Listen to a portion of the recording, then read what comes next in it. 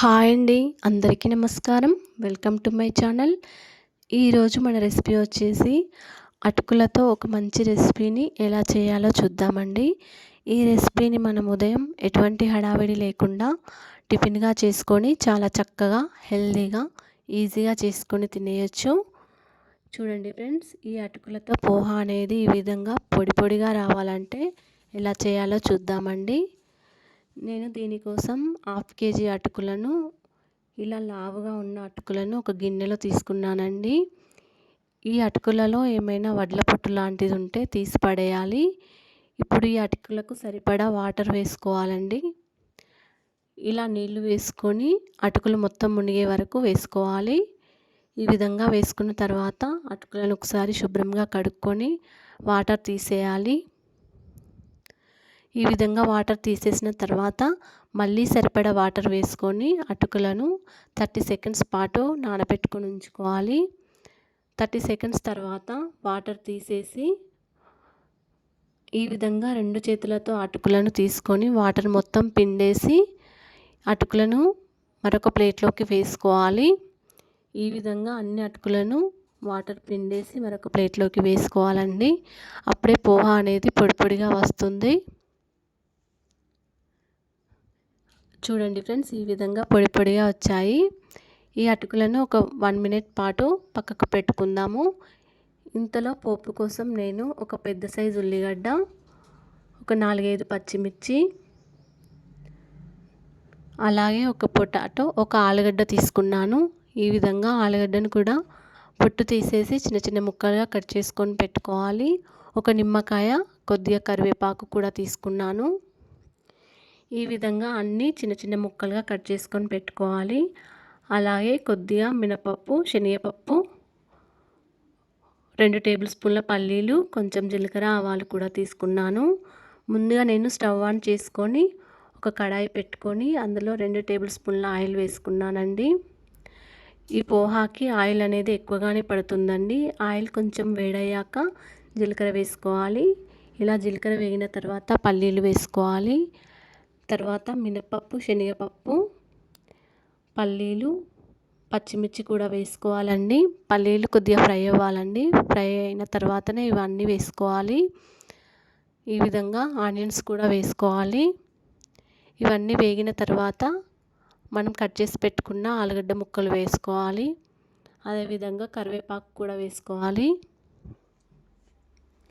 ఇవన్నీ నూనెలో బాగా ఫ్రై అవ్వాలండి. ఆలుగడ్డ ముక్కలు కొద్దిగా ఉడకాలండి. ఉడికిన తర్వాతనే మనం అటుకులను వేసుకోవాలి.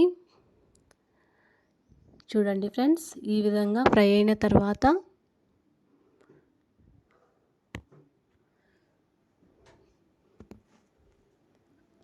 ఒక 1/2 టీ స్పూన్ వరకు పసుపు వేసుకోవాలండి.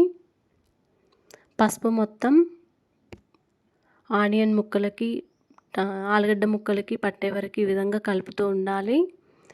ఇప్పుడు పసుపు వేసిన తర్వాత ఒకసారి కలిపిన తర్వాత ఈ విధంగా అటుకులను వేసుకోవాలి. అటుకులు మొత్తం ఈ విధంగా వేసుకొని ఒకసారి కలుపుకోవాలి. పోపు మొత్తం అటుకులకి పట్టే విధంగా అంతా ఒకసారి కలుపుకోవాలి.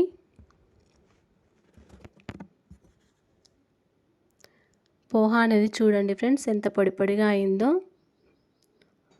30 సెకండ్స్ కంటే ఎక్కువ కూడా నానబెట్టద్దండి అటుకులను. ఇప్పుడు రుచికి సరిపడా సాల్ట్ వేసుకోవాలి.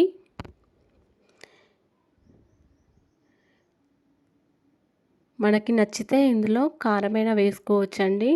ఇక్కడ నేను కొద్దిగా కారం వేస్తున్నాను, హాఫ్ టీ స్పూన్ వరకు. మీకు నచ్చినట్లయితే కారం వేసుకోండి, లేకపోతే స్కిప్ చేసుకోండి.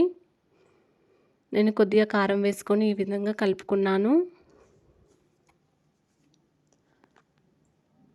ఈ విధంగా కారం వేసిన తర్వాత ఒకసారి మొత్తం కలుపుకోవాలి. కలిపిన తర్వాత మనం నిమ్మకాయ పిండేసుకోవాలండి. గింజలు లేకుండా చూసుకోవాలి. ఈ విధంగా నిమ్మకాయ పిండిన తర్వాత మళ్ళీ ఒకసారి కలుపుకోవాలి. గింజలు ఉండకూడదండి, పంటికి తగులుతాయి గింజలు అనేవి. ఇప్పుడు చేదుగా వస్తుంది. లేకపోతే నిమ్మరసం ఒక గిన్నెలో అయినా పిండుకొని మనం ఇలా డైరెక్ట్గా వేసుకోవచ్చు. ఈ విధంగా నిమ్మరసం వేసిన తర్వాత మొత్తం ఒకసారి కలుపుకోవాలి. కొద్దిగా ఒక 5 మినిట్స్ వరకు ఇలాగే ఉంచుకోవాలి స్టవ్ పైన సిమ్లో పెట్టుకొని. అంతేనండి, పోహా అనేది రెడీ అయింది. చూడండి ఫ్రెండ్స్ ఎంత పొడి పొడిగా వచ్చిందో. మీకు కూడా ఈ వీడియో కనుక నచ్చినట్లయితే మా ఛానల్ని సబ్స్క్రైబ్ చేసుకోండి, షేర్ చేయండి అండ్ లైక్ చేయండి ఫ్రెండ్స్. ఇదొక 5 to 7 మినిట్స్ వరకు ఇలాగే ఉంచుకోవాలి స్టవ్ పైన. చూడండి ఫ్రెండ్స్, ఆలుగడ్డలు కూడా ఉడికిపోయాయి.